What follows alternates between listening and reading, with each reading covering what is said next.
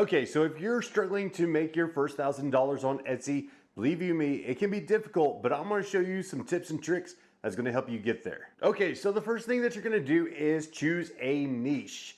And if you don't know what a niche is, it's not just, well, I'm a woodworker, I'm going to do woodworking. I'm a 3D printer, I'm gonna do 3D printing. You need to choose a more specific niche within what you do. So if you're doing woodworking, that's cool, but narrow it down. Are you doing custom wood jewelry? Are you doing custom home decor, outdoor decor? Narrow it down to the lowest common denominator so that you're actually narrowing down your customer base. So instead of just woodworking that could go out to everybody, maybe you want to specialize in woodworking, making dog bowl stands. So you're a dog person. You want to make stuff that other people like you can relate to in that dog animal community. So think about something smaller than just a broad term like woodworking or jewelry, 3D printing, laser, stuff like that. Narrow it down. And once you decide that niche and you narrow it down, this is where you need to dive into a little bit more research on maybe some terms. What are people looking for? How are they searching it? Because believe you me, some of the stuff that I've made, it's how I see it and how I would describe it may not be how someone is going to search it. So for instance, I make wood templates. Actually, they're acrylic templates for woodworkers for the holidays. I need to be able to make that into a searchable item. So I need to know, how is a customer going to search for this item? And believe you me, sometimes it's way off of what I would think someone would search for. So you need to do some research and know what is everything that you can think your item could be called, and what is it that they're going to be searching for, so that you know that it's going to pull up in that search feed.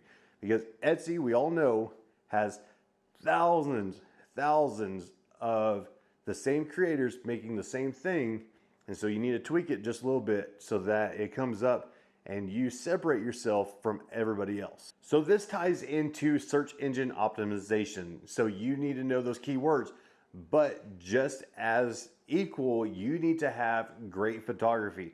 Not good photography, you need to have great product photography. And there's plenty of videos out there teaching and showing you how to make good pictures of what you're trying to sell. Because here's the thing, again, thousands of people out there doing the exact same thing. You do not want to have poor photography. You want to have something clear that's showing every detail of what you're trying to sell, because believe you me, while they're scrolling, and if they miss it because there's not the detail that they're looking for, they're going to scroll past you and go to the next one. So along with all of this is you need to have a great description and a great title. Because here's the thing, if you do not have that and they search for the item, they're going to scroll right past it because it's not portraying what you're trying to sell. Now, again, with so many people out there selling maybe the same thing, you have to have your title maybe a little bit different, maybe some sort of emotion tied to the title. ChatGPT is great if you don't know how to make a good description or good title. You can go into ChatGPT, you can type in a few keywords, hey, I want a description for this type of jewelry, this type of decor, and it's going to give you a good description. Now you can go in there and tweak it a little bit for your liking and for your product, but this at least gives you a baseline if you're struggling in that part. Okay, so let's sit down for this one. Pricing. Everybody struggles with pricing because the first thing that you want to do is you want to compare yourself to everybody else. You want to search for similar items, or maybe you're making the exact same thing that other people are doing and you want to price your item the same way. That can be good and that can be bad. Because if you're doing the exact same thing with the exact same material and you're trying to compete with someone that maybe they order pallets of wood at a time and they're getting a lot lower cost per sheet, of course they can lower their price. You may not be in that situation. You may only be getting a few sheets at a time, and so of course naturally your cost is going to be higher. So don't always settle for a lower price. In my opinion, you need to adjust it to you, to your customer and what you're making. And that might be that you have to tweak your design just a little bit different so that it has added value to it. One thing is personalization is huge on Etsy, and it helps gain customers and make a lot of money with that, just personalization. Maybe it's that you have that same style, but you have a better quality wood. You have a better quality metal, or whatever you're using for jewelry, the stones, or I don't know much about jewelry, but whatever you're using is a higher quality so that you can justify having a higher price. So don't get discouraged and think, oh my gosh, I have to sell that for that cost. I'm not going to make any money. Because let me tell you, Etsy wants you to make money because they make money. They're going to make money off of you by whether or not you're using ads to promote through them, or just their fees in general. So their listing fees are very cheap, but when it comes to actually you selling the item and them taking their cut, plus the transaction cut and everything, it can add up pretty quick. So you definitely don't want to cut yourself short. The other thing is shipping. You have your material for like boxes, bubble wrap, tape, all that good stuff. So you want to take that in consideration when you're pricing. My 2 cents is always figure your shipping costs into the item and do free shipping. From my experience, free shipping really attracts people versus, I'm selling an item for 30 bucks and when they go to checkout, it's $10.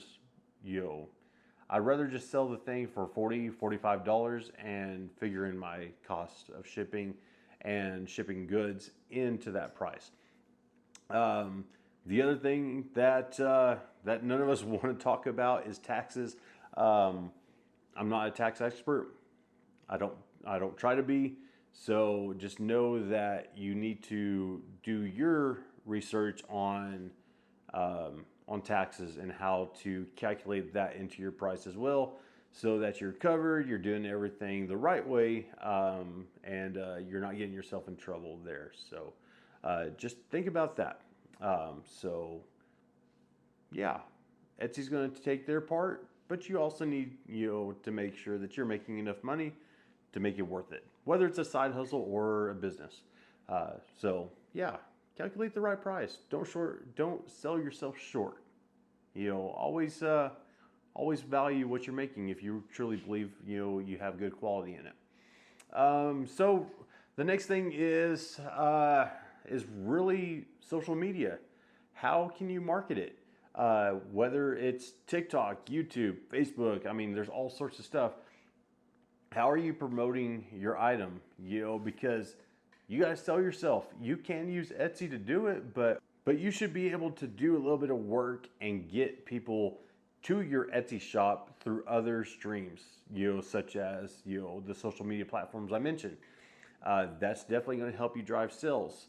Now, is it going to work all the time? No, because certain platforms may push their store more.